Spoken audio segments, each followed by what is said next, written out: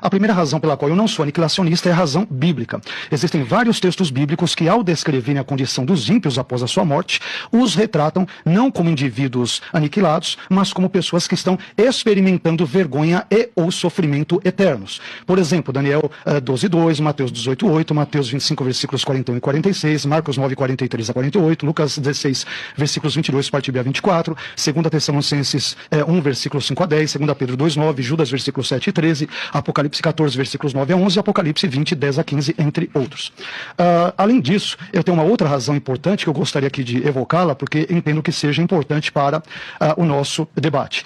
E a segunda razão pela qual eu não sou aniquilacionista é a razão imagética. Imagético significa aquilo que se expressa ou se exprime por meio de imagens. Pois bem, a Bíblia, quando ela se refere ao inferno, frequentemente ela o retrata com imagens vívidas relacionadas a noções de continuidade e não de aniquilação. Citemos apenas 3 dessas imagens bíblicas como exemplo. Primeira imagem, nós temos ali o fogo que nunca se apaga. Marcos 9, versículos 43, 44, 45, 46, 48. Segunda imagem, a fumaça do seu tormento sobe para todo sempre, Apocalipse 14, 11. E terceira imagem, o seu bicho nunca morre, Marcos 9, 44, 46 e 48. A terceira razão pela qual eu não sou aniquilacionista é a razão identitária antropológica. Em que sentido um ser humano que morre e que é aniquilado, isto é, que deixa de existir, em que sentido este indivíduo é a mesma pessoa que ressurgirá na ressurreição?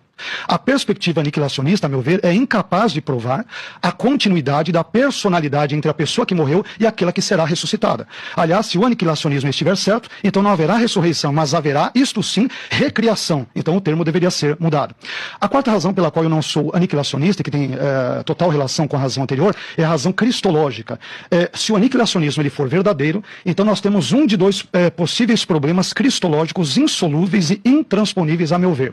Ou Deus homem Jesus deixou de existir, e nesse caso houve um colapso na Trindade entre a sexta-feira da paixão e o domingo da ressurreição, ou seja, durante esse tempo a Trindade foi reduzida a uma biunidade, só existiram o Pai e o Espírito Santo, visto que o Filho foi aniquilado.